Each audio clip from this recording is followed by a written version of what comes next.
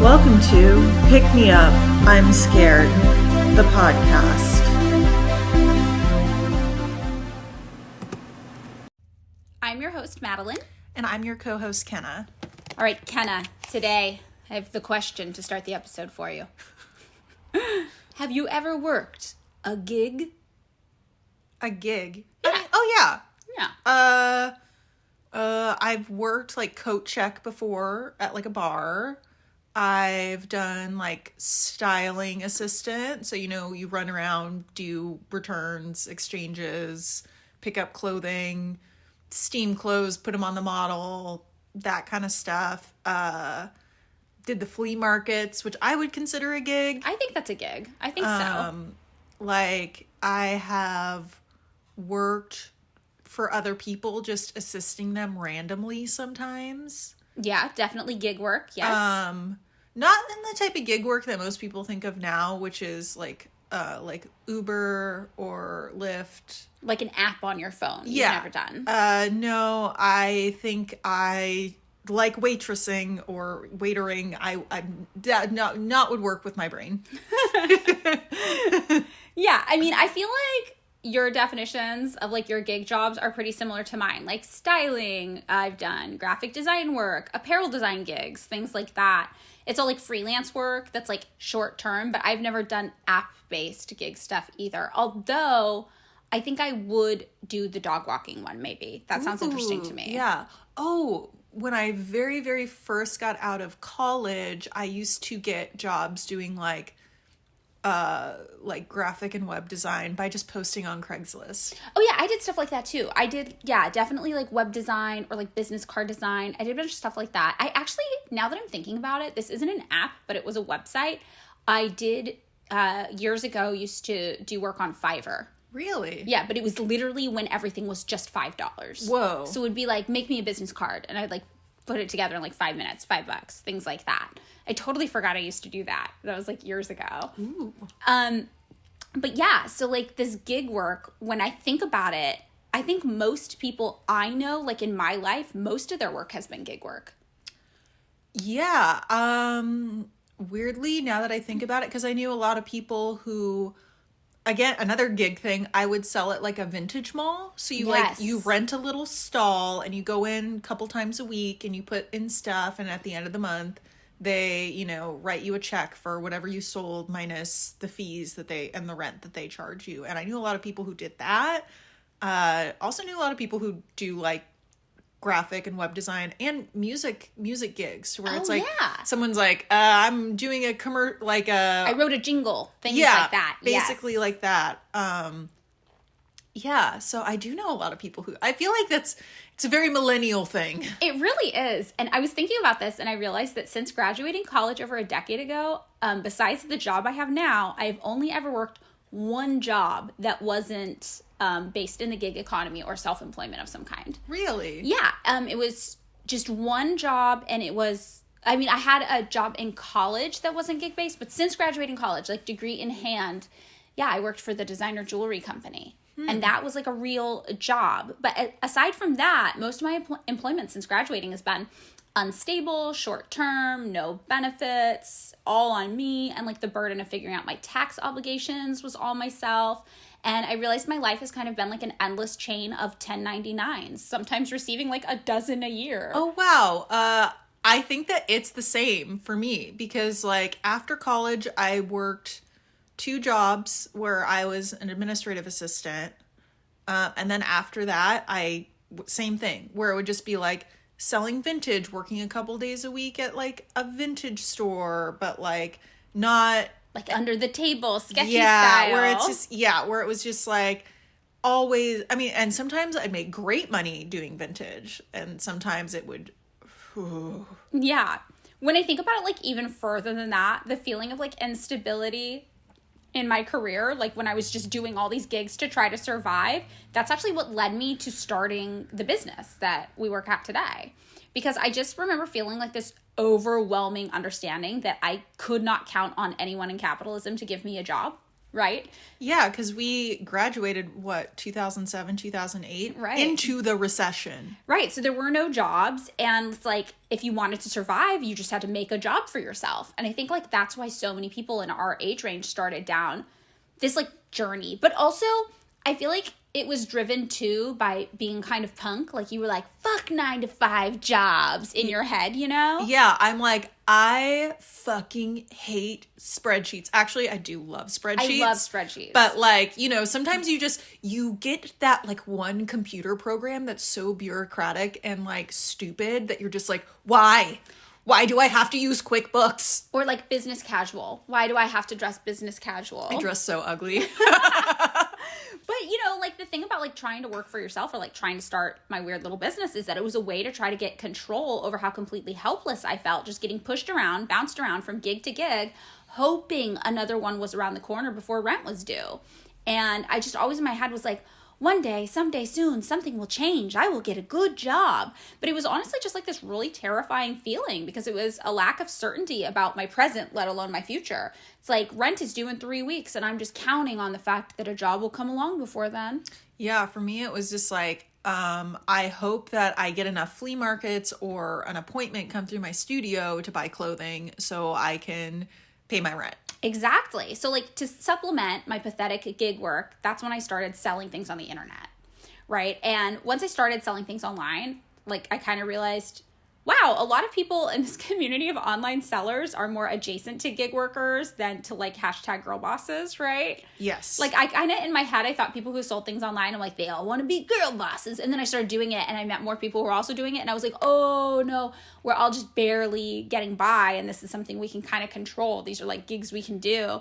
And people weren't even trying to get rich. They were just like other people like me trying to make rent, right? Yeah, or like can't work a regular job. Like for a while, I felt like I couldn't work a regular job because of like a health issue that I had. Because I needed to like take time off, or like I always had like, for a while I had like tons of doctor's appointments and like, or I'd just be like fucking tired in the middle of the day. And I'm like, you know what? I work for myself. I can take a nap. Right. Yeah. And then there was this like person on TikTok that I think is really cool named Pink Williams who once described it as busking on the internet. And that really hit home for me because I have like when I was younger, I had this Spange where you stand on the street and you're like spare change, to try to get cash. And I really am like, wow, that is what I've been doing on the internet my whole life. I've just been trying to drum up enough interest. Like, look at me, look at what I'm doing over here. Hey, hey, hey. Trying to like sell my wares or whatever to make enough money to live. And I kind of realized like when Pink Williams said that, I'm like, wow, that is what we're all out here doing. And then obviously it turned out I was kind of okay at busking on the internet, right? I'm not so bad at it. I would say you're better than okay. Thank you. And then soon, like, my friends started popping up in need of work, too. They'd be like, oh, I see what you're doing. I'm also dying and need a job. Can I help? And, I'd read all that, like, Marx as a teenager or whatever, and I didn't want to be, like, a boss or an employer. So I started thinking up ways I could give my friends jobs without being their boss. Like, how could they kind of own the means of production here, too?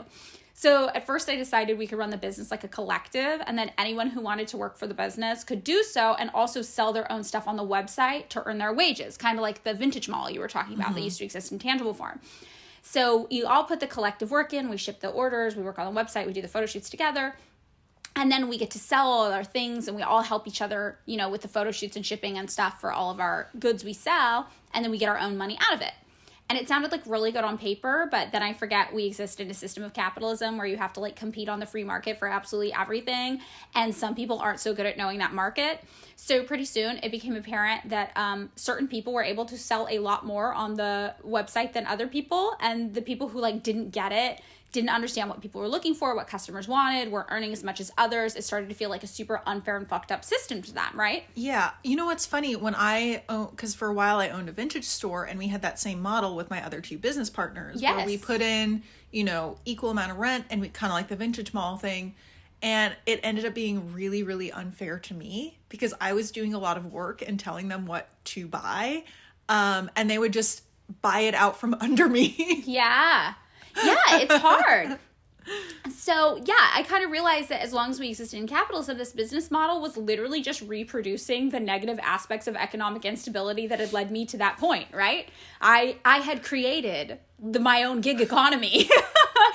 Some people weren't so good at the hustle and the self-driven stuff, but they still deserve to earn enough money to live. And not everyone wants to be their own boss. Like, life isn't like a multi-level marketing scheme. And if we're going to exist in a system of capitalism, most people trying to survive the system just actually want consistent paychecks with fair wages they can live on and a sense of job stability.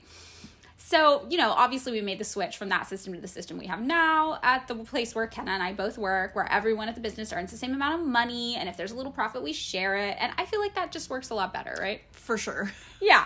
And the thing about it is that anything that's related to that kind of hustle lifestyle, I realize there's this idea that you could make a lot of money if you do it right.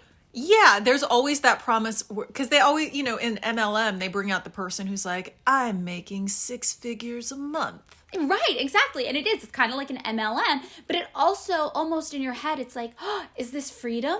Nobody's limiting my income except for me, right? And in some ways you can fall for it. You're like, that feels liberating. I don't need a boss. No boss at top controlling my wages. But what ends up happening in reality is that what you've done is added a whole bunch of additional skill sets required to a normal job. So now instead of just doing a normal job, people have to do the normal job and then also figure out how to compete within the market and do all this like weird slimy business stuff just to earn enough to pay like rent and eat. Yeah, it's like, for example, like in vintage, you not only have to like know like how to buy vintage, which is a skill of itself, which a lot of people learn from working at like vintage stores, or their parents had antique stores, stuff like that. And then all of a sudden you have to also know how to do the internet, do marketing, know how to ship, know how to pack, like also know what people buy. You have to network. You have to like photography skills. Yeah. Too. And it's just like, it's a lot. It's a lot. Yeah. And the example I was thinking of is like, oh, you drive a car and you like driving, so you want to be like a driver.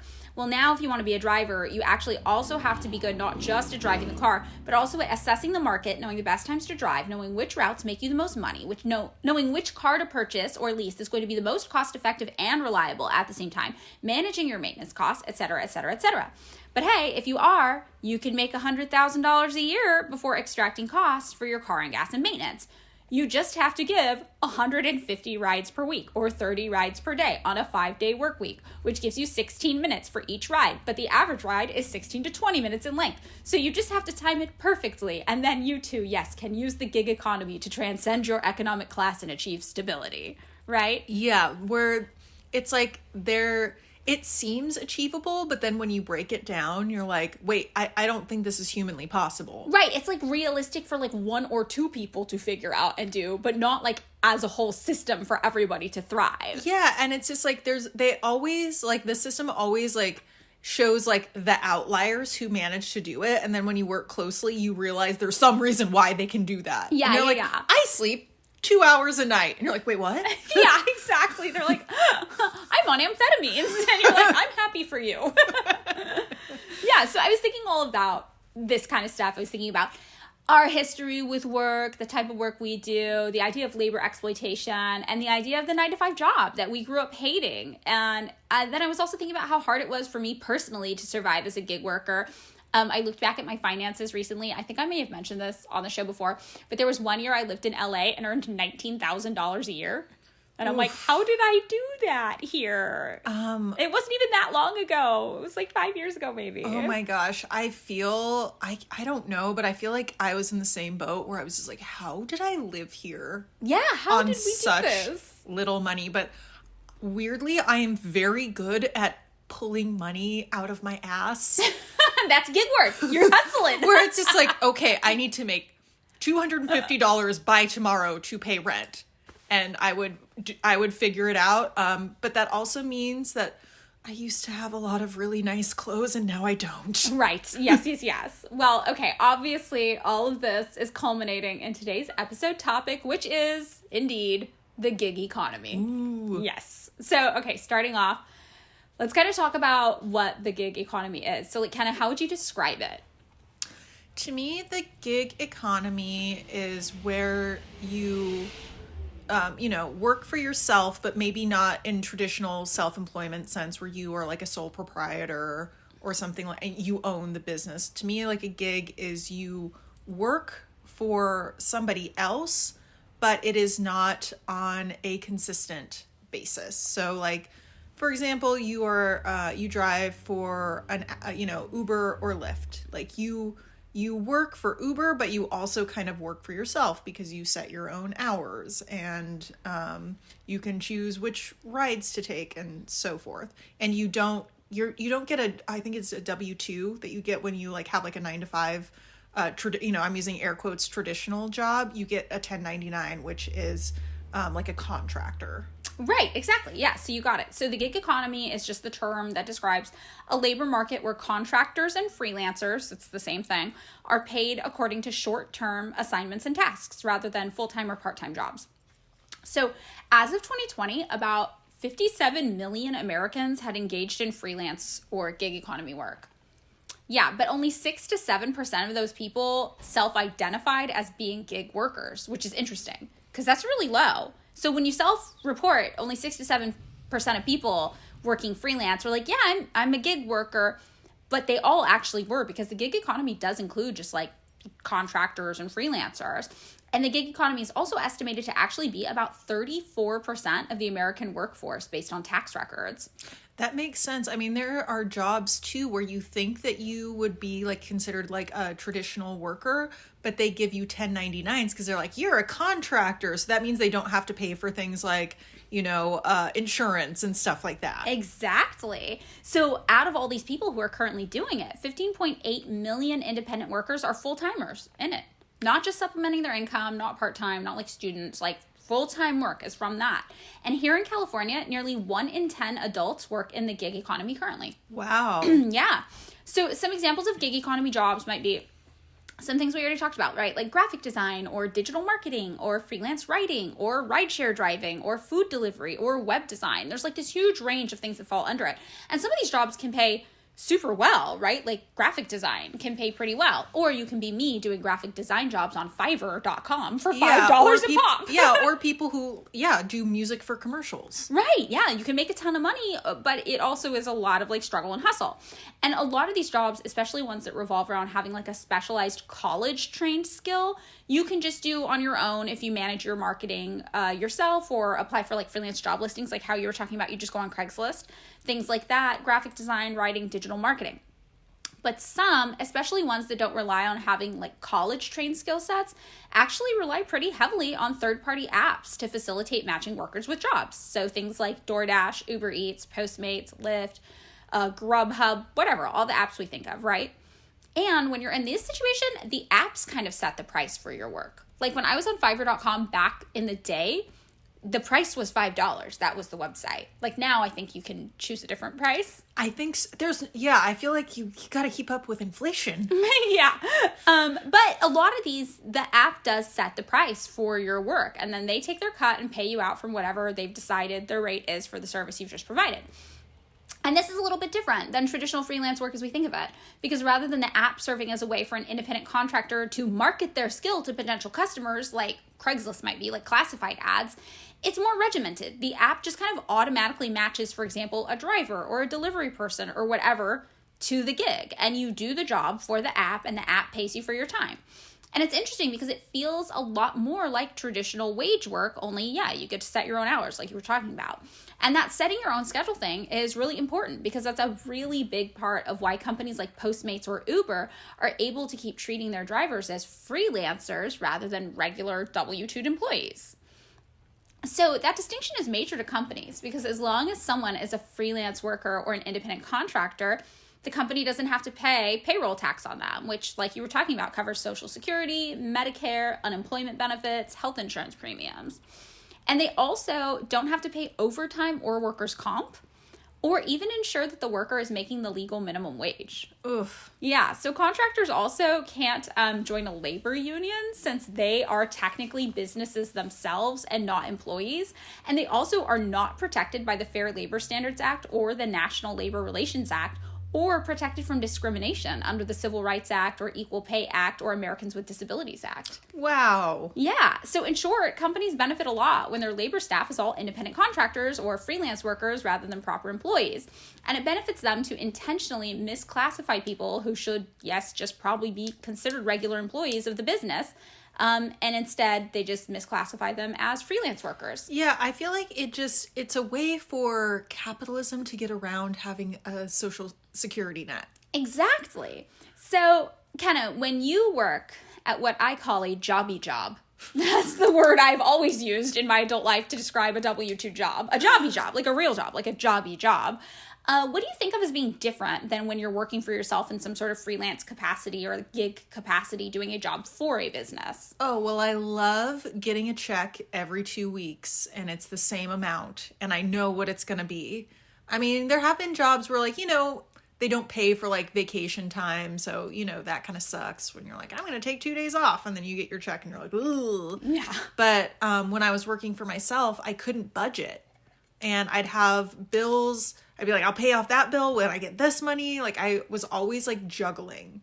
So It's like, so that was one thing where it's like consistent income. I always knew what I was going to make regardless, unless there was some sort of thing that happened if I was sick or went on vacation.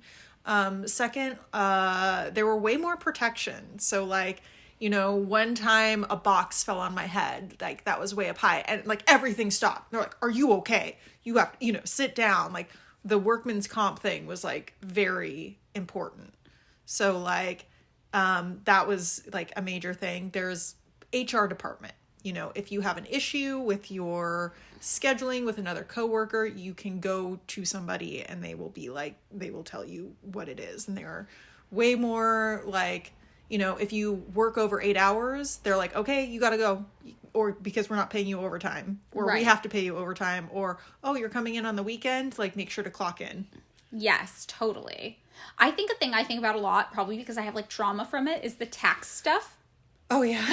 It's so much easier to do your taxes when you do a W-2 job. Yes. So when you're a freelancer, you get these forms called 1099s from the company that you did the work for. And that documents how much money they paid you. And they send it to the IRS and they send a copy to you. However, they don't send the IRS like a portion of the pay for your income taxes like a normal jobby job would, right? So instead that falls on you to keep track of and set aside and pay the IRS when you do your taxes at the end of the year. And I always hated that because it's such a headache to keep track of, right? But when you have your regular paycheck, you get instead, the W-2, and that's documentation of your paychecks. But it also shows that the company has already sent a share of projected income taxes on your behalf to the IRS, like unless you specifically opt not to. Yeah, I learned this on TikTok that I did not know that in other countries, they automatically calculate your taxes for you. Yes. And here in America, it's this twisted system where you're just supposed to know. Yeah. And you're like, well, how much, you ask the government, you're like, well, how much do I owe you? And they're like, wait, you don't know? Do we need to come and arrest you? And you're like, no, I know what to pay you. It's true. And they're like, yeah, it's basically like you make it up, but you're not supposed to make it up. Right. Everybody acts like it's this very specific thing. But I like that they send the projected amount. They're like, probably this is what you owe. I like that when you have a W-2 job, they do send that to the IRS on your behalf. Because then you're like, well, if something happens and I forget, at least I'm not definitely breaking the law. I'm going to get arrested, right? And also, it pays into your Social Security for when you retire, which freelance work doesn't do. Yeah.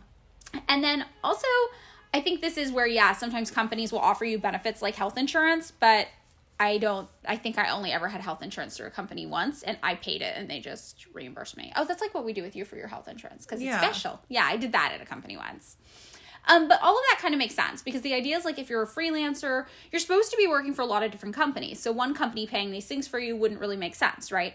So in short, a freelancer is operating as their own business, and the company that they are doing work for instead is their client, right? And that would be different than an employee. So companies benefit from working with freelancers because suddenly, another company is on the hook for all those pesky payroll taxes and stuff. The company that is just that one freelance worker because they're their own company. And then you, as the client company, are exempt from protecting that worker from discrimination or fair labor standards, or box falls on their head while they're working. That's all on them because they're their own business, and they, as that business, should have managed that box a little better. Yeah. Right? That's the idea. And because it's so appealing for most businesses, the government had to start putting in regulations to determine if someone is actually really a freelance worker or just someone who realistically should be viewed as a regular employee but is being taken advantage of by a business that doesn't want to be on the hook for the extra taxes and things they should be. So do you know what the rules are in general for what makes somebody actually a freelance worker? You know, in my head I do, where it's like you work 40 hours a week, but I have no clue because the government rules are weird. Yes. Okay. So the general rules federally is that a freelance worker would set their own schedule. They probably have their own home office or workspace. They don't have a supervisor telling them what to do every day or how to do it. And they own all of their own equipment they need to do the job. And reading these is funny because I have definitely been paid as a freelancer for jobs done where I was not able to set my own schedule. I worked the same days and hours every single week. I came into someone else's office to do the work for them, and I was managed by a supervisor. So basically, I have been illegally misclassified as a freelance worker by companies for whom I was actually probably just an employee so they could avoid paying payroll tax. And sometimes I actually liked it, like it worked better for my situations.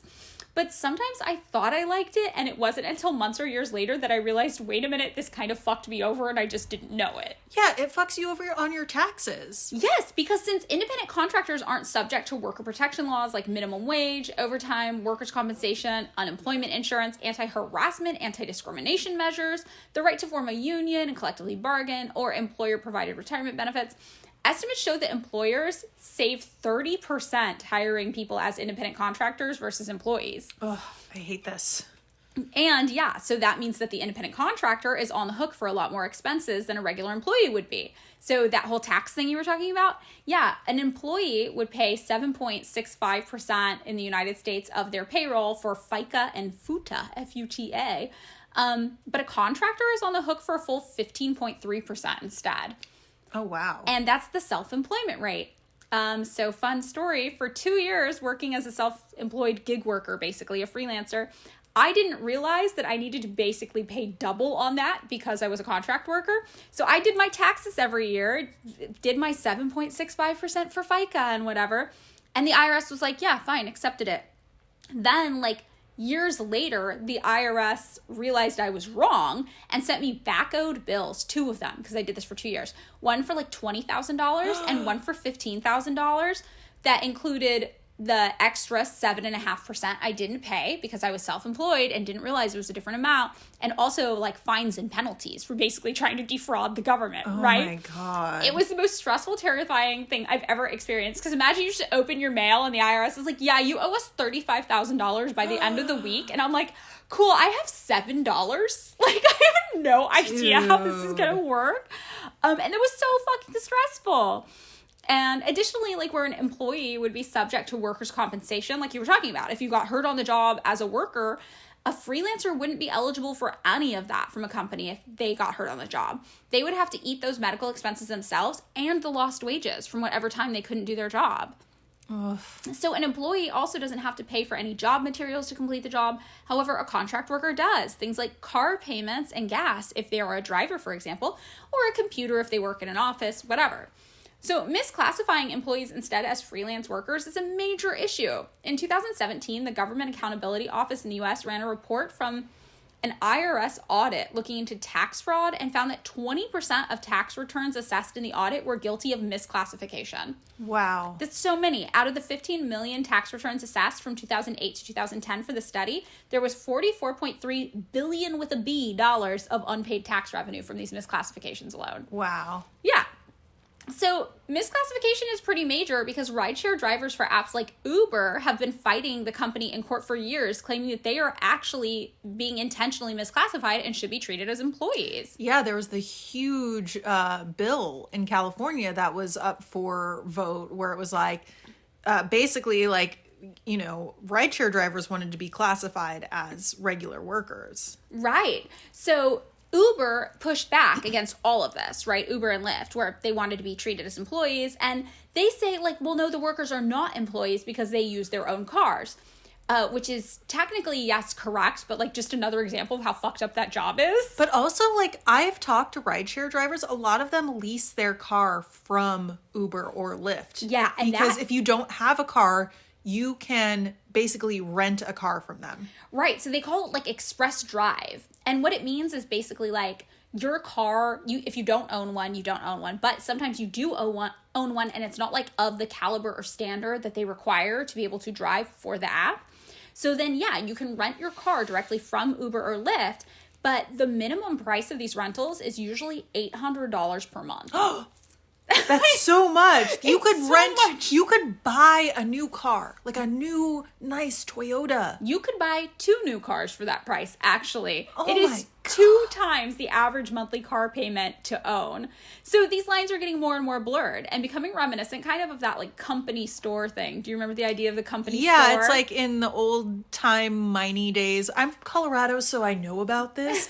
So basically you'd work at like a gold mine or something and you'd get paid in like company script. So imagine if you worked at Amazon and you got paid in Amazon bucks and you could only buy stuff from Amazon with the Amazon bucks. But the prices were really, really high because, you know, Amazon bucks don't translate to a normal dollar. They, you know, they're Amazon bucks. So basically you can charge whatever price you want because you're making your own currency. Yeah, and then somehow you're always in debt to the company store. And they're like, well, don't worry about it. It's just your negative 20 of the Amazon bucks. Just next week, bring in 20 more. And then you can never leave the job because you have debt. You're indebted to the company store. And they're like, you just got to keep working it off, buddy. Exactly. So this to me is super similar in my head to like what Uber and Lyft is doing with this express drive car rental scheme. You have to rent the car from the company store at a ridiculously high price just to do the job, and you find yourself indebted to the company. So this one Lyft driver named Chris Berry rented a 2017 Nissan Altima for $960 per month. No, you could buy like a Mercedes. Yes, and this was just to do ride sharing out of Nashville. So the current market price of that car is between $13,000 to $19,000, depending on the mileage. I did a little research. If you average it out to around $16,000, which is kind of the most common price for that car, and use the most common interest rate for used car loans right now, which is 5.35% over a 4-year car loan, the price to purchase that car would be just $371 a month. Oh my God. And, you know, the rental prices do include insurance. So if you added in the $138 a month average insurance for rideshare drivers, to that, you would have a total vehicle expense of $509 per month. He was paying almost twice that and stuck in a cycle of poverty due to the cost of the vehicle weighing on his monthly expenses. He drove up to 60 hours per week on Lyft, completing an average of 45 rides per week, but still couldn't afford the rental car price and rent on an apartment. So he just started living out of the car. One night, the car was towed, and Barry couldn't come up with the $113 tow charge that Lyft was demanding that he repay. So now he was homeless with no vehicle to sleep in and no way to work to make more money. And this is pretty common. These vehicle rental prices range from $876 a month all the way up to $1,916 a month, depending on where you are located. Yeah, Wow. and one Lyft driver in Los Angeles reported a really similar thing. Basically homeless, sleeping in his rented Lyft car often, only to get a break if he earned enough to take a nap at an overnight K-spa for $25. So when he went in the spa on the nights when he had an extra $25, he said that most of the other people he knew there were also rideshare drivers doing the same thing. Wow. He was paying nearly $1,000 per month for the car and $1,800 a month on gas after having to overdraw his bank account just to put gas in the car. So this means that in the United States in the year 2022, he was essentially paying $2,800 per month for the pleasure of having a job. Wow. Yeah, this does sound like the old-timey company store thing. Yes, and $1,000 of that money went straight back into his employer's pockets. Oh my God. Yeah, so documents also show that drivers who rent these cars through programs like Lyft's Express Drive are paid less per mile than Lyft drivers who use their own cars. And they're not allowed to use the cars to drive for other rideshare services. And the workers are not entitled to withdraw any income from their pay until the weekly rent has been paid on the vehicle. What the fuck? Yeah, so the program preys basically on desperate and vulnerable people who are eager to earn money but not in possession of a car that meets the rideshare app's strict standards for vehicles and might not have maybe a good enough credit score to qualify to purchase a car or don't think that they could afford to purchase even though in reality the renting is more expensive. And this kind of blurs the lines between company and personal equipment on the job.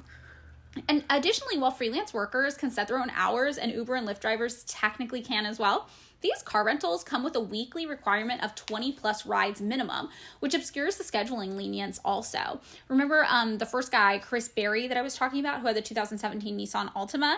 Well, after he ran into troubles with the car, he couldn't afford to get it out of like the lockdown or whatever. He ended up going back home to see his family for a family emergency. And he said that he was being hounded constantly because he wasn't doing the 20 hours a week that was required when you've rented a car from them. So they really don't actually have the ability to set their own schedule too much. They can set their time of day, but there are certain requirements that they have to go to just in terms of hours worked. And most workers do indeed end up working full time just for one app. And when they're on the clock, the workers are tightly managed and controlled by algorithms, which also muddies the idea of both self-management and this idea that you as a freelance worker can work for many companies.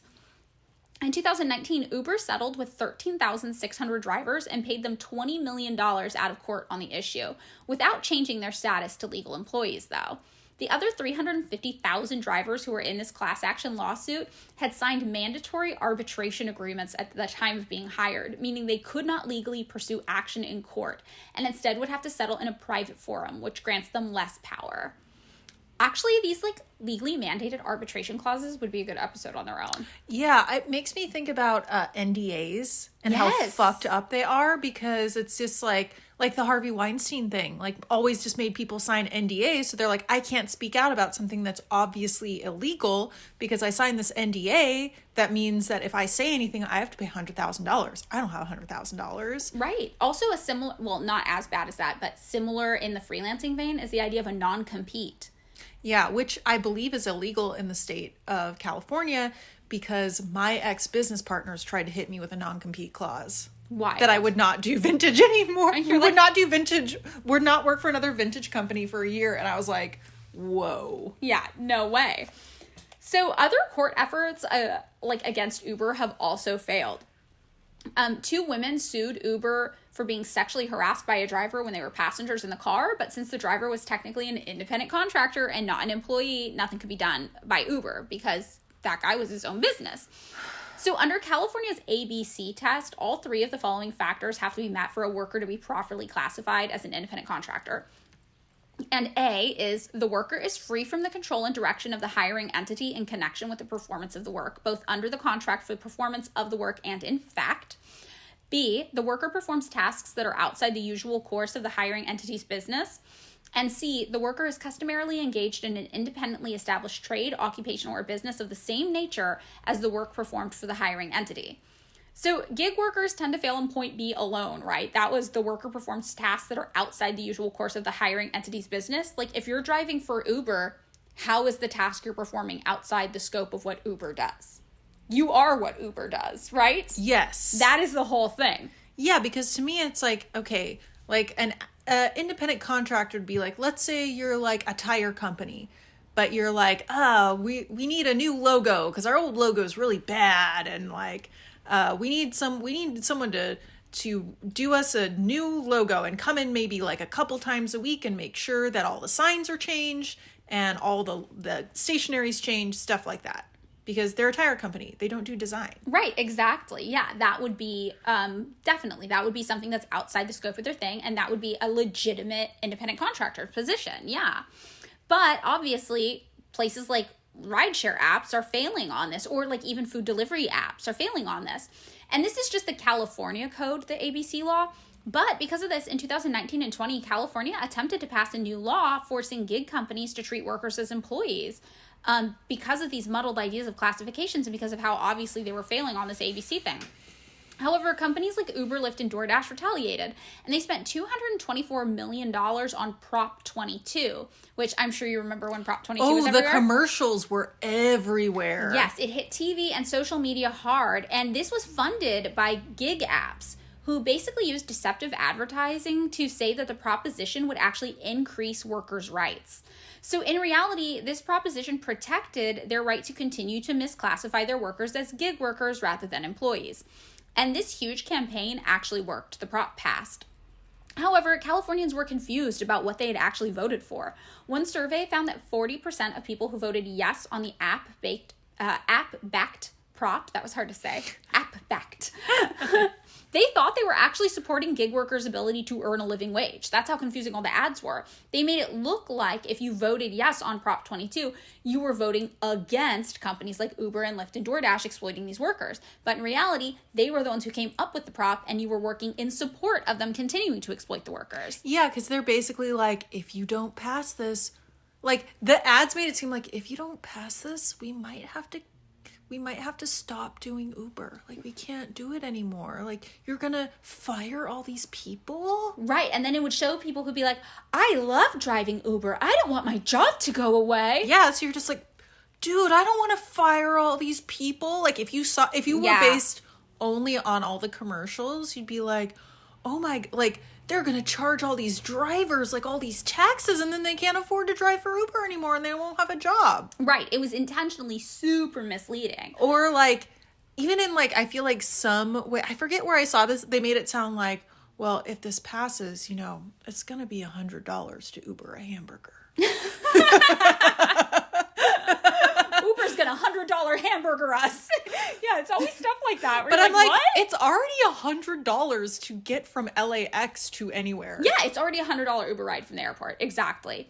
So in reality, what happened is Prop 22 passed because people weren't sure what they were voting on, and app-based workers were then stripped of their employee rights, and apps instead offered convoluted, bizarre benefits packages to them. So in order to qualify for a promised healthcare stipend, for example, app-based workers need to purchase a covered policy in advance and get enough work hours to qualify for a stipend. And then if they didn't, they had to pay the full cost of the premium.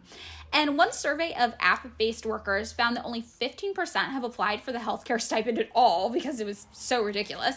And after Prop 22, pay actually decreased for many ride, hail, and food delivery drivers using apps. One Uber driver, Ben Valdez, said that his pay dropped to just $150 per day for 12 to 15 hours of work. Wow. You know what this reminds me? I'm reading this book about bureaucracy, and there's all this research done, and David Graeber, the author, was like, people think that America's like super free. We're like, yeah, freedom. But actually, it's like one of the most bureaucratic societies that has ever existed. Along with, he was like, Germany. Because if you think in everyday life, just the bureaucratic thing of like, oh, well, you sign up for the form if you work this many hours at your job, but you can't go over this, and then you must pay out at this point in time. Even how we vote is like that. In other countries, they're like, yeah, we just go on the internet and we vote. Yeah. Like, and everyone's like, no, you have to be here and you have to fill out this form and you need your voter registration, and then you got to bring your ID that's issued by this government. You got to go to this one place, and if you go to the wrong place, sorry, you can't vote there. You can only go to the one place, and it's only on this day. And it's like very, very convoluted, our whole system for everything. Yeah. And I was just like, and like, if you think about it, like, too, like, the example that he gave, like if you go to college, there are more administrative staff than there are professors. Wow. Like, think about it. That's pretty interesting. It's true. Well, okay, so after Prop 22 passed, this one Uber driver, Ben Valdez, who was kind of an example here, the one who was making $150 a day for like up to 15 hours of work, well, California has a statewide minimum wage of $14 an hour. So he was making like $10 an hour. What the fuck? Yeah, sub-minimum wage. And this is because, remember, if they're not employees, they're not subjected to minimum wage laws. How is that? Because technically, Ben Valdez, Uber driver, is his own business. So what he pays himself is none of anybody else's concern. It's so confusing to me because he would not have his own business if he were not working for Uber. So how can you be your own business? Right. No, he's not. He's working for Uber, right? But one study by Libre Economists found that Prop 22 guarantees a minimum wage of only $5.64 per hour after expenses and waiting time are taken into account. Whoa, that's like the thing where we talked about the minimum wage for tipped workers. Yes. How it could only be like $3.26 per hour or something like that. So if the company is like, oh, well, they get tips, but your tips are like in a tip jar by the register and people just throw in quarters, like you could make that much. You could make $3 an hour. Yeah, and nobody really keeps track of it. Okay, well, this proposition was ultimately found to be completely unconstitutional. So California Superior Court Judge Frank Roche found that the ballot initiative infringes on the power explicitly granted to the California legislature to regulate workers' compensation, and it included language that prevents the state legislature from passing laws that allow app-based workers to unionize. However, app-based gig employers are still looking to fight the ruling, pumping money into media misinformation campaigns to prop up their worker exploitation model, as journalist Rebecca Dixon put it. When drivers in Seattle were granted the right to unionize, Uber instructed its customer service reps to call through a list of drivers to explain why unionizing was a bad idea. And a spokeswoman defended the practice in a statement, saying it's not clear that a traditional union can serve such a large and varied group of people.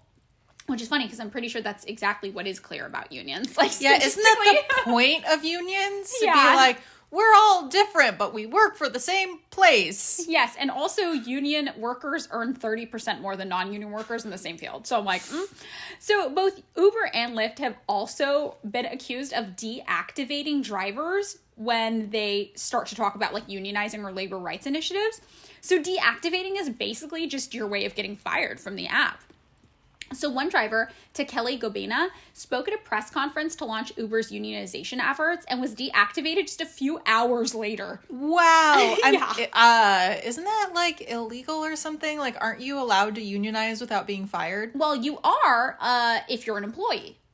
Oh. But they're not legal employees. Shit. Wow. Like, they won like the evil Scrooge McDuck award. Yeah. So Seattle granted them the right to unionize. They like had a ruling specifically about this, but it's still like, because the whole company's not based in Seattle, right? Uber is like a federal company. And also they were just like, no, we just deactivated you for other reasons. They're like, you had a 4.99 rating. Yeah, basically. And then Uber also deactivated Peter Kuhl, who was on the leadership council of the App-Based Drivers Association. So Uber first tried to claim like, oh, you were deactivated because you didn't complete a background check, but he clearly had and had been driving for like forever on it, you know? Then they were like, oh, maybe it's because of your driving record then. And then he was like, well, I don't have any accidents on it, so how would that be the thing? He was only rehired after a Seattle council member like led a march to the local Uber office on his behalf. Wow. Yeah, and one Lyft driver was deactivated 24 hours after attending an organizing meeting for drivers. Wow. Yeah, so Alex N. Press of the Jacobins said, so-called gig economy or gig companies rely on one big innovation, breaking the law, or to put it more politely, labor arbitrage. Yeah, and I wonder too, because they're like they don't have like an office everywhere, or like they operate in all 50 states and they're on apps and they're on the internet. And I feel like a lot of regulators are old and they don't understand like how it works. Well, yeah, and our laws haven't kept up with this kind of stuff. Yeah, right? There's nothing in the Constitution that's like, if you use the internet. Right. They're like 4 skulls and 7 internets ago. Yeah. So misclassification of employee versus like independent contractor, that actually, I mean, it's a huge issue in this context, but it's also like a relatively small scale issue here as well, because the overwhelming root of the issue is just capitalism, right? Classifying gig workers as formal employees will grant more protections, yes, but in a country where low-wage legal employees struggle as well, it can only get us so far. As Alex Rosenblatt of the Harvard Business Review says, we should think more broadly about delinking healthcare, unemployment insurance, and other vital benefits from specific forms of employment while providing a protective labor standard for all workers. And that's kind of a neoliberal perspective, right? It's not like extreme. But the obvious and more extreme solution is that capitalism is a system that thrives off of companies exploiting these loopholes and rewards business owners for labor exploitation on the whole. Like, that's the whole system, right? So a social safety net would definitely solve a lot of these problems. But doing away with the profit incentive for businesses entirely would get rid of, like, all of the problems. Yeah. So you kind of have these, like, steps where you're like, well, number one, yeah, if these workers could be classified as employees rather than just as freelancers, that would solve a lot of these problems. And then you have, you know, this Harvard Business Review guy who's like, well, actually, if we just got rid of linking, like, healthcare and unemployment insurance and stuff to your job, like, if we just had those as a society, that would get rid of a lot of problems. And then on the far end, you're like, well, the big problem is just capitalism. Like, it's all just capitalism is fucked. And then, like, okay, to me, it's, like, more, like, maybe I'm more insidious to where it's like, well, these big companies like Uber don't want a social safety net because then who will drive for them? Right, exactly. If they have healthcare and food and housing, why are they going to drive for us with such low wages if they already have the things that they need? Right. Because it's focused on, like, also a profit incentive. It's not about, like, actually... Like, I think that Uber actually is a useful service. Like, people I know just in my life have, like, stopped driving drunk when they leave bars. Like, that's gone down. It's like, these services are useful and have, like, a purpose in society. And I'm sure, like, if you stripped it away from capitalism, people would be willing to do these jobs to benefit society because they're useful, helpful jobs, right? Yeah, like, if it were easy, like, being, like, a taxi driver, a rideshare driver, like, can be a great living. Like, yeah. I know, like, I like to drive. I don't know if I would want to interact with a bunch of...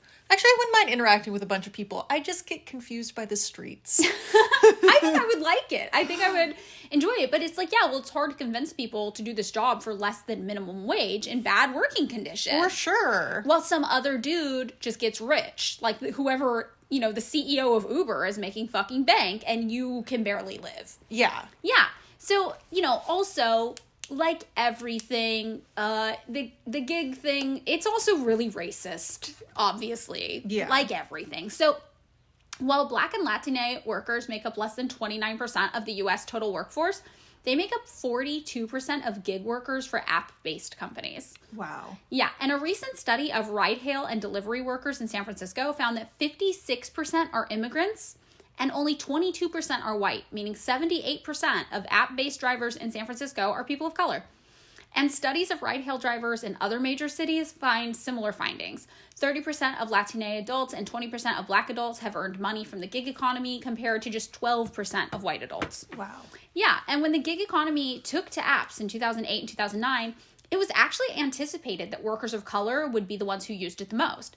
But some economists thought that this would be a good thing. They were like, well, platforms would disproportionately help low-income households, which are also disproportionately Black and Latine, by allowing them to monetize their assets and labors. But studies of the public ratings and reputation systems used by almost all of these apps told us that offering concrete information about providers would dramatically reduce racial discrimination too, as they thought that users would gravitate to highly ranked workers, whatever their skin color is. And obviously we know that did not happen, right? Independent audits and other studies find ongoing inequities based on race. On lodging, ride-hail, and errand platforms, all of them, researchers found that the experience for earners differs by race. A Chicago study of errand app TaskRabbit found that the taskers were scarce from the city's poorest and blackest neighborhoods. People of color earned less money as Airbnb hosts, for example, and earned lower ratings as Airbnb guests. And for non-users, the platforms created racially skewed dynamics like gentrification, in which residents of color were pushed out of neighborhoods as they became like Airbnb hubs. Another study found that guests with African-American names were about 16% less likely to be accepted as rentees than guests with characteristically white names. And Airbnb was so in the middle of this that they actually had to introduce a new system where your host cannot see your photo until after they've accepted your request. Wow. Because so many people were discriminating based on the race of the people trying to book Airbnbs. Damn. Yeah. And the rating system alone means trouble for gig workers of color who are subjected to a predominantly white customer base with unchecked biases. So in Uber's case, for example, any biases held by passengers are funneled through the ratings model feedback mechanism and can have disproportionately adverse impact on drivers who, for example, are people of color. Passengers might implicitly rate minority drivers less charitably if, for instance, their self-presentation fails to emulate perceived white middle-class norms. And this is a major issue for Uber in particular, where low ratings will lead to you being removed from the platform.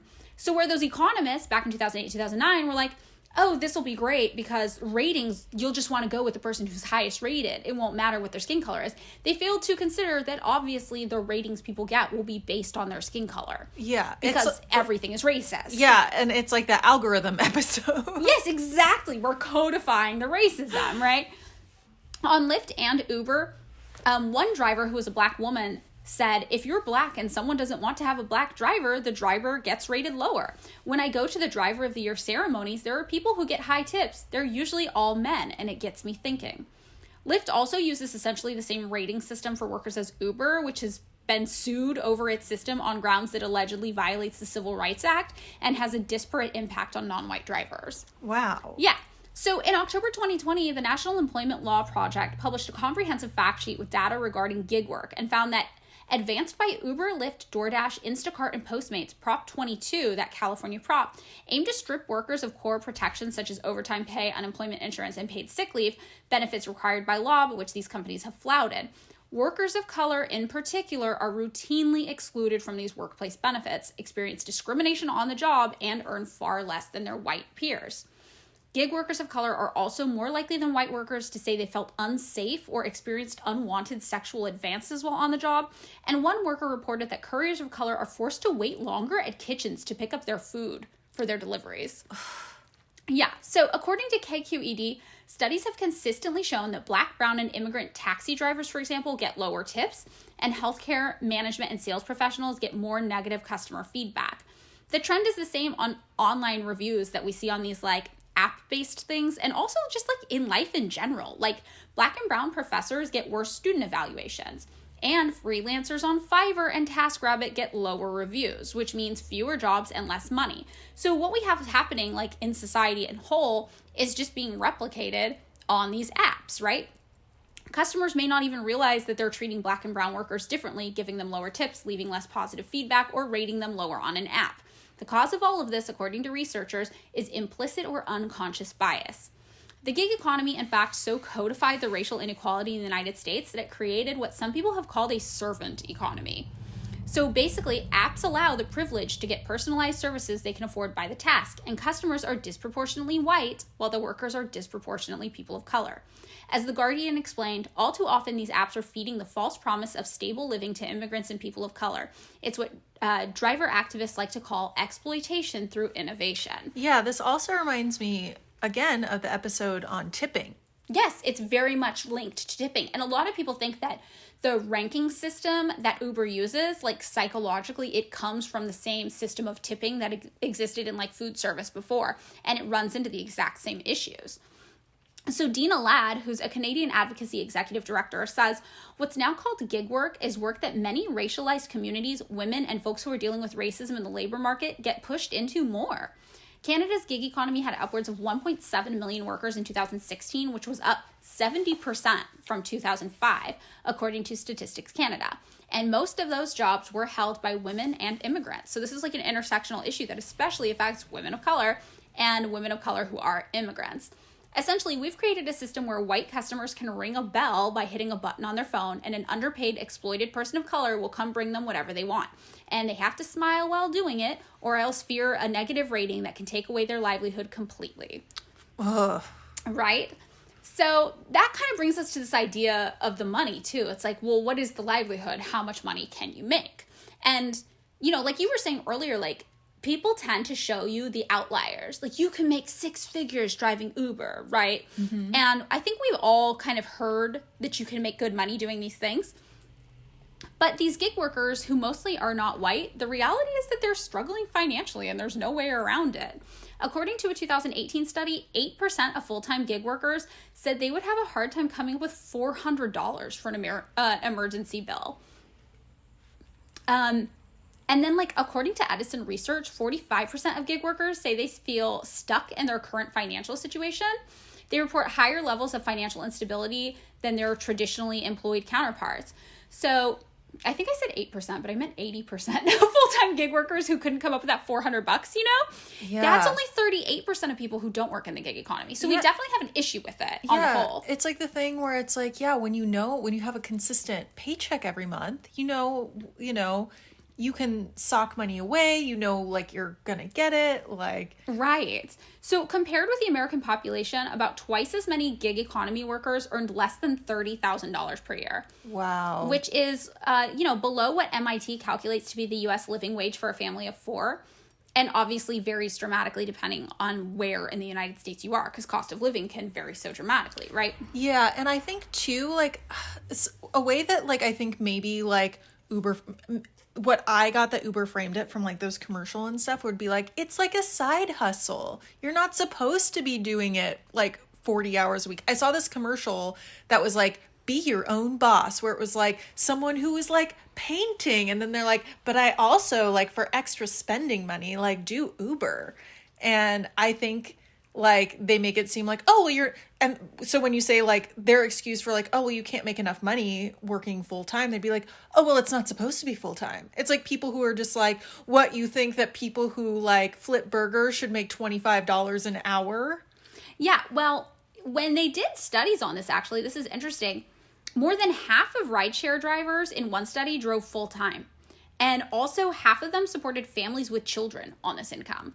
So 72% of drivers in one study drove more than 30 hours per week.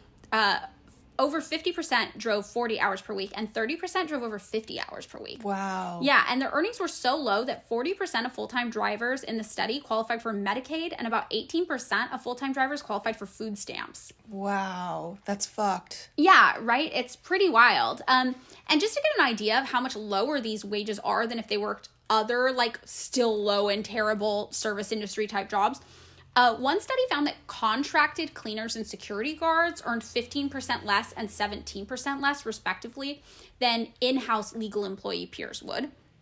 Another study found that outsourcing wage penalties, that's what they call it, it ranged from between 4% and 7% for janitors and between 8% to 24% for security guards.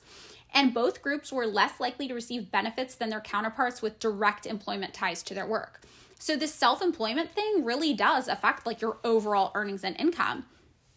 And one report published by the U.S. Government and Accountability Office in 2015 found that contingent workers across the board, which is a category that also includes temp workers and subcontracted workers in addition to freelancers and like gig workers, on the whole, this group earned about 10.6% less per hour than standard workers and were about 2/3 less likely to have a work-provided retirement savings plan. Wow. Yeah, so on Uber, for example, pay rates vary wildly each day, and Uber sometimes takes more than 50% of drivers' earnings. But researchers say ride app drivers in the U.S. on the whole earn a little under $12 an hour. I think it was $11.77 when I looked up. And after deducting car expenses and gasoline, obviously. But this is far below the average pay of $14.99 per hour that other low-level service sector workers have. So that's kind of the average for low-paying jobs, and they're coming in $2 an hour under that. And that means that after expenses, a driver's pay comes out to around $25,000 per year. And the 2021 family poverty level was $26,000 a year. Wow. Yeah. So Uber claims that the average pay for drivers in New York City was a little over $90,000. And reporters were so shocked by this that they tried to fact check it. They talked to a ton of Uber drivers, and they couldn't find a single driver earning anywhere close to $90,000, let alone enough who earned above that amount to constitute a statistical average of $90K per year. And now when you go looking for that data, which had previously been on the Uber website, it's gone. They took it down. Yeah, it's like maybe there's one guy. That one guy who sleeps 2 hours a night. Yeah, but it's like also how do you get an average of $90K? That's what they were saying. So these reporters were like, okay, to get an average, there has to be enough people earning $150, $200 to throw off the average if all these other people are earning like $30. Yeah. But nothing came up. And then in Britain, it's also really bad. Almost 90% of gig economy workers in Britain earn less than £10,000 per year. Labor scholar and UC Hastings law professor Vina Dubal, who we mentioned earlier, describes independent contracting as a space where a lot of immigrant workers and subordinated racial minority workers find themselves. And she's pretty interesting because she got interested in this because her family, she had immigrant parents who were into taxi driving. So when like rideshare stuff started popping up, she was looking into it and she was like, this is super exploitative the same way taxi driving was also pretty exploitative in the past. As she explains, you don't need to have social, political, or economic connections to get these jobs, which is the way that a lot of Native workers have connections.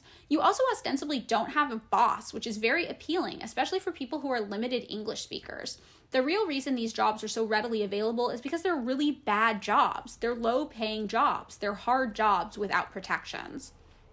One report issued by Dubal stated that the gig economy has created a new form of legalized racial subordination, lower wages and benefits for a people of color and immigrant workforce.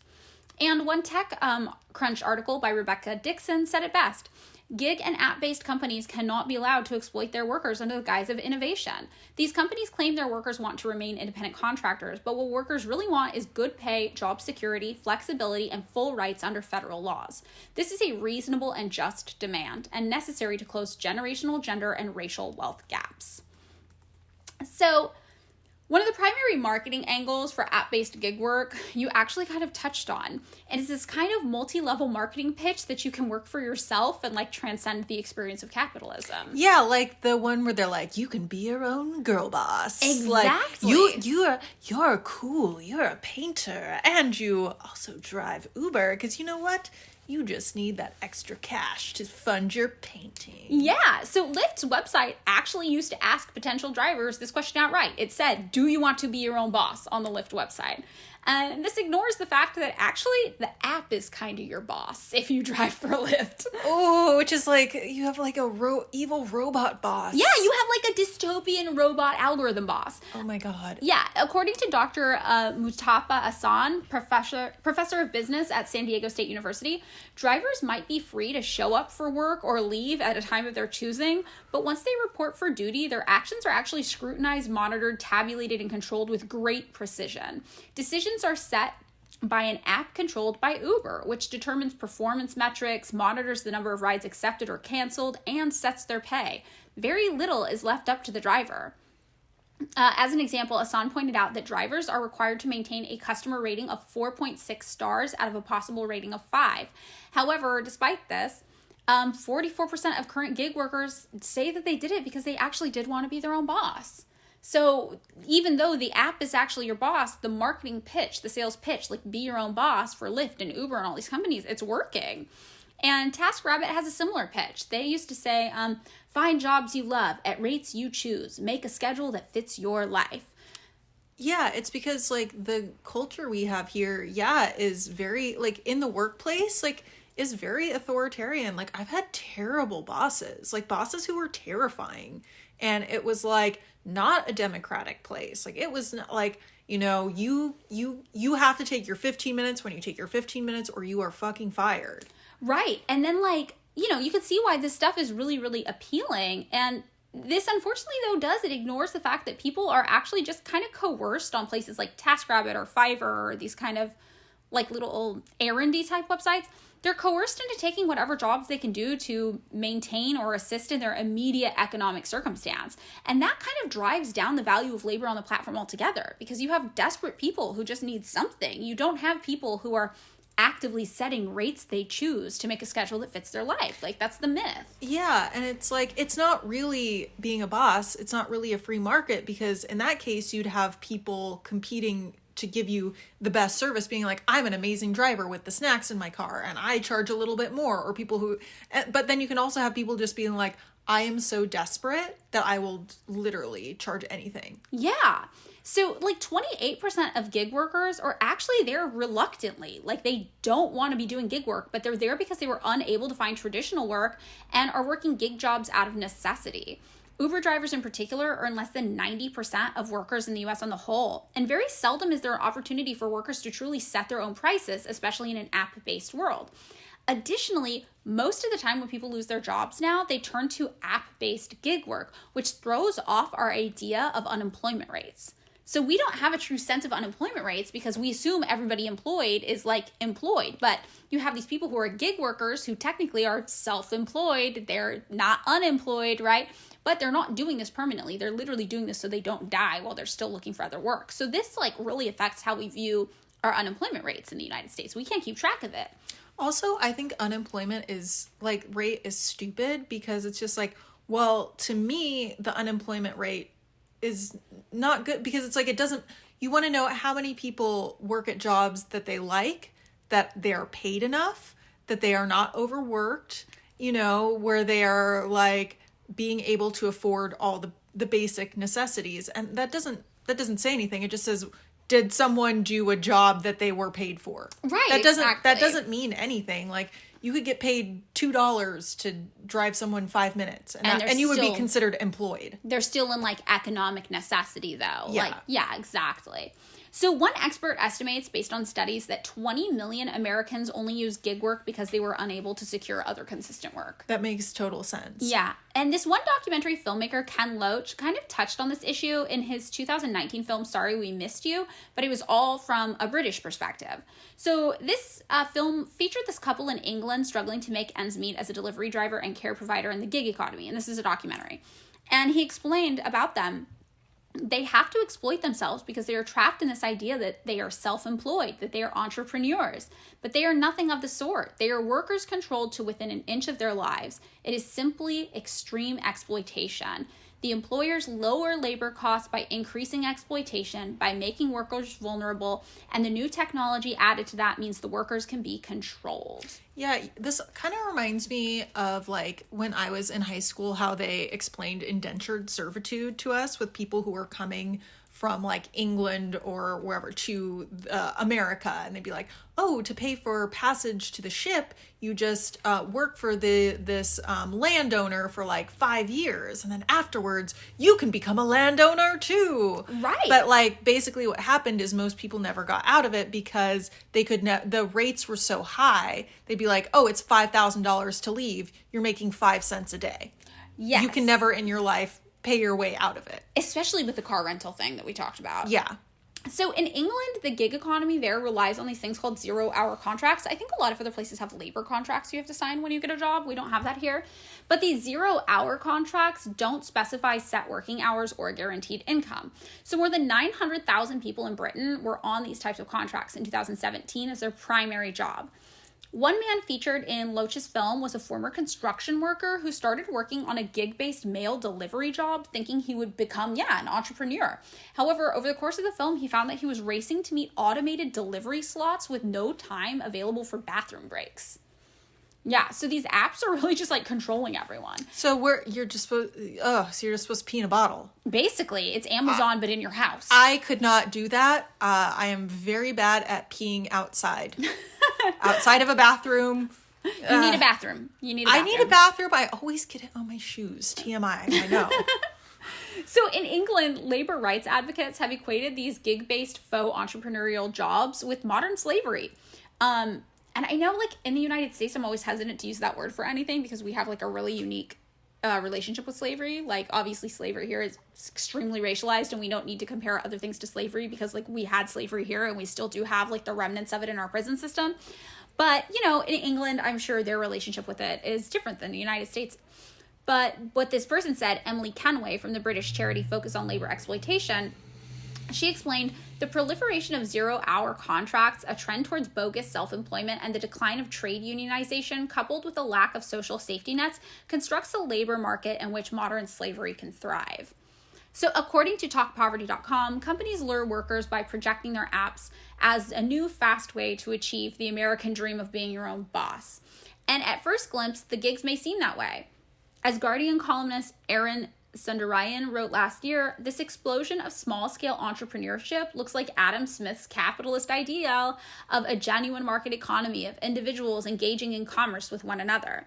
The problem is that these self-employed entrepreneurs have very little autonomy. They aren't setting their own prices, outlining the scopes of their development, or even determining what car to drive. The company still maintains control over all of these decisions. Yeah, that's why I was saying before. It's like, it's not really a free market. No, it's not. And then back in the UK and Britain, there's this thing called the TUC, which is the Trades Union Congress in England and Wales. And they've been calling for a crackdown on the gig economy kind of rules for 4 years, since 2018, when findings saw almost half of self-employed adults aged 25 or over there were earning less than the minimum wage in these roles. Wow. So the TUC's General Secretary, Francis O'Grady, said, too many workers have been forced into sham self-employment, like at Uber. From 2001 to 2018, the number of self-employed people in Britain rose 3 whole percentage points. And the TUC believes the growth in self-employment has been caused, in part by an increase in sham forms of self-employment based on these apps. Wow. Yeah, so in summary, I have this really good quote that I think really summed it up well. And it's by Hamilton Nolan, who wrote for In These Times. So this is the quote. All of the arguments about the flexibility and freedom that gig work provides might have merit in a vacuum, but they are utterly cynical in the real world of the United States, where we have foolishly chosen to tie enormous parts of our social safety net to people's jobs. Here in the richest and most powerful country on earth, all of that freedom and flexibility just means that you do not get health insurance or legal workplace protections or the right to a union. We should not allow the companies whose primary goal is to minimize labor costs and legal responsibilities by reclassifying employees to act as if this whole conversation is taking place in happy fairyland, where nobody has to worry about health insurance.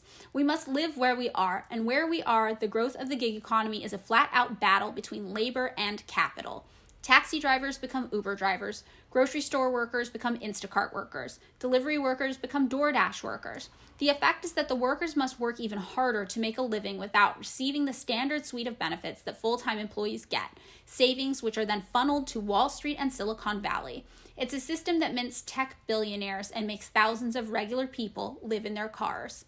This is called progress. It's not. It's not.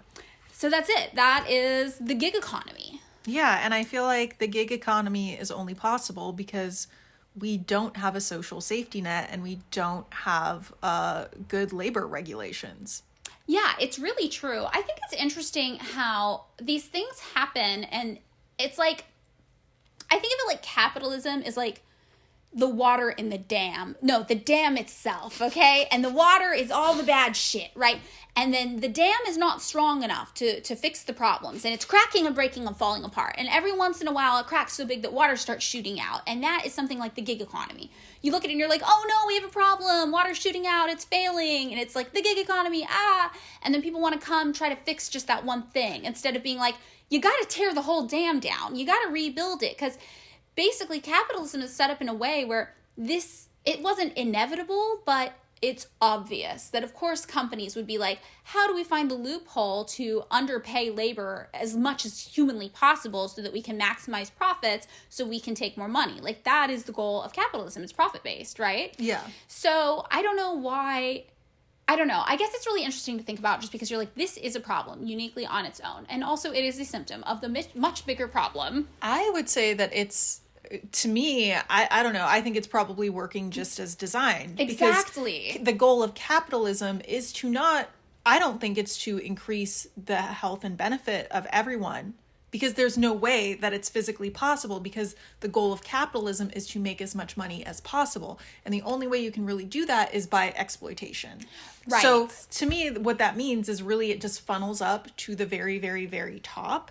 And the point is to just keep it that way. So there's no point in lifting everybody up. Like, I personally do not agree with that. You know, there are some people who are like, that's what capitalism does. It lifts everybody up. Oh, God. People think that? Yeah. It's like, there's like, you know, it's like, it lifts all boats, you know, in the capitalism in the water is, I'm not saying this right, but it's like trickle down economics. Yeah, where it's like the rich get richer. But that means the poor get a little more crumbs and they become like, they can have TVs and better lives. And it's like, I honestly think that the point is to kind of keep people just alive enough to enrich the very few and to keep capitalism going as the only system that we think that we could have. Like, yes. And that's why it's just like, I don't, you know, I think that it's probably working just as possible because, you know, these companies, all they really care about is their shareholders and their CEOs and the people at the very, very top. And they're all paid with profit. Yeah. So all they care about is profit and the bottom line. And obviously when you view like workers are an expense, they're a business expense, and you want to minimize expenses to maximize profits. Yeah. And it's just like, I don't know. I've been reading a lot about this, but I am like also like, a terrible explainer about this, but it's just like, I think that like, yeah, it's working as it's supposed to. And like, if also, like I said, like if these drivers or these gig economies or people made more money, that, you know, and they were forced to make more money, like they got extra pay, they already had their, you know, social safety net things taken care of, like food, house, everything. They wouldn't drive for these companies if they already had that taken care of because they're not making enough money. Right.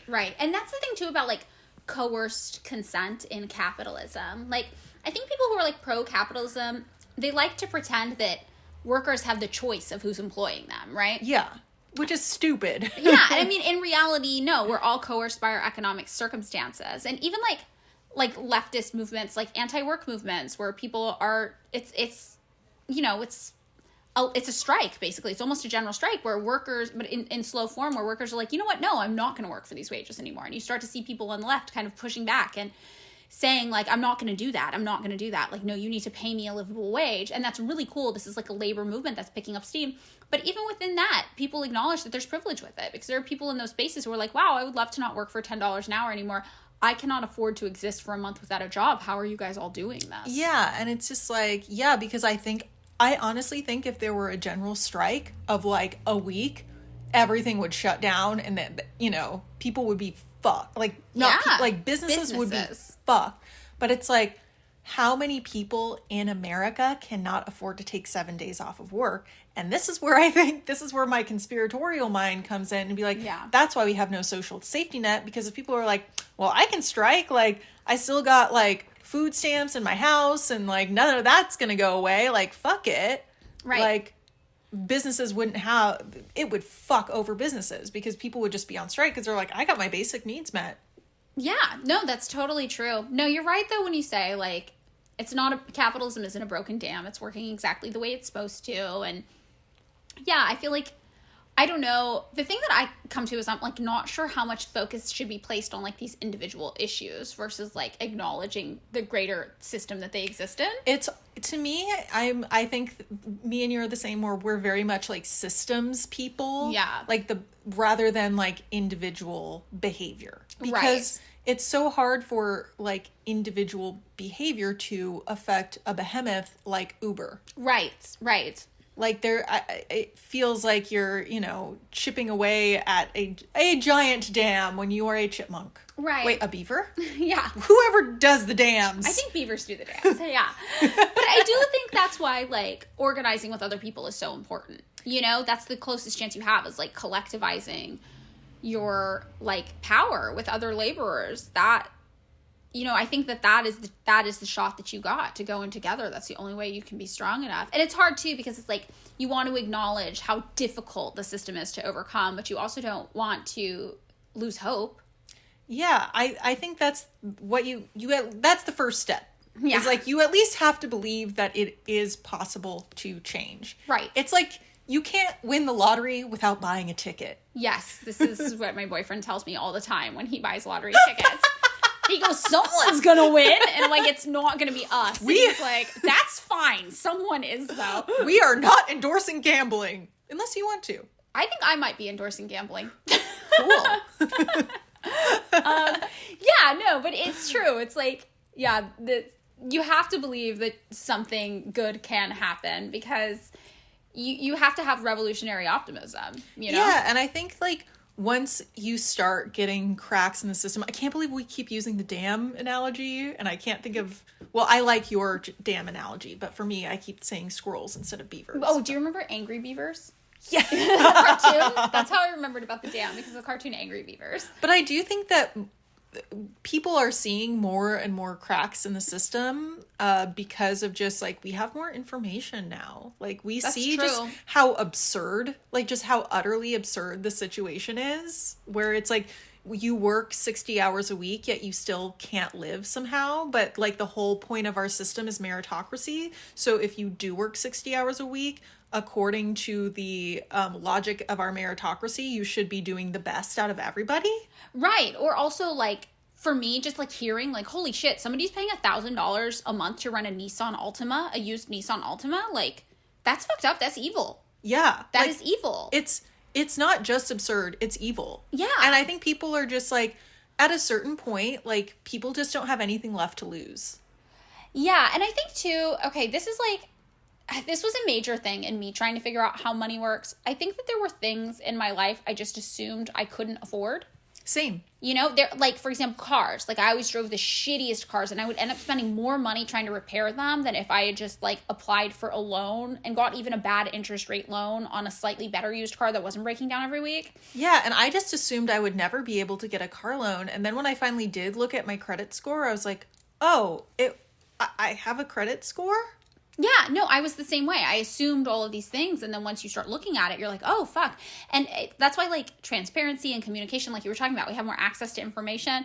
Like, for somebody to be like, yeah, I spent $1,000 renting this car for Uber, just to have somebody be like, hey, I think you might be able to qualify to buy that car for half the price. Yeah, and it's hard, though, because I'm obsessed with bureaucracy lately. Yeah. It's because I'm reading this book. Yeah. But it's just like, but it's still like you have to have someone being like, oh, this is what you have to do. You have to fill out these forms and you can do it, but you can do it. Right. But like even that little, like some of that just stupid bureaucracy just like prevents people. Or like the people that you would go to for that, they themselves are predatory. Yeah. And it's like, so now basically now I feel like we're relying on internet strangers to help us. Yeah, and also not to mention too, like the things about like racism affecting, like how many. Sure. So like if the gig economy is mostly workers of color, and then Uber and Lyft are targeting workers of color with these really high priced car rentals, well, it's like, okay, if people of color go try to get their own car loans, they're charged these huge interest rates and manipulated and taken advantage of because our system's super racist. And like we talked about, in the algorithm episode,